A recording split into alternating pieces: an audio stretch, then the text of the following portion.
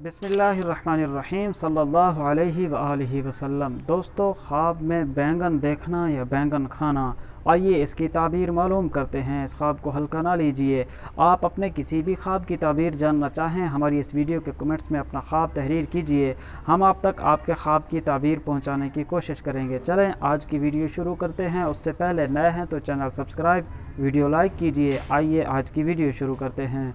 हज़रत इमाम इब्न सीरीन रहमतुल्लाह अलैह इरशाद फरमाते हैं, अगर कोई शख्स ये देखता है कि उसके पास बैंगन हैं, वो चाहे मौसम हो या बेमौसम हो, या तर हों या खुश्क हों, ताज़ा हों या बासी हों, जिस तरह के भी हों, कच्चे हों या पक्के हों, उनको खाता है, तो हज़रत फरमाते हैं इस बात पर यह दलील है कि उसको गम, परेशानी और दुख पहुँचने पर यह तावील ली जा सकती है।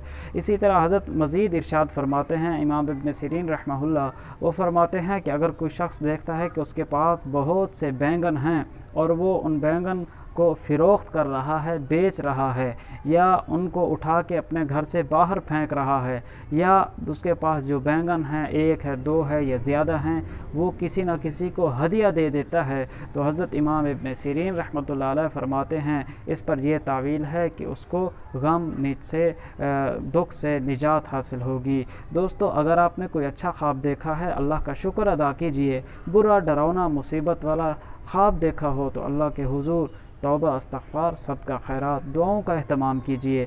मिलेंगे अगली वीडियो में। अल्लाह हाफ़िज़।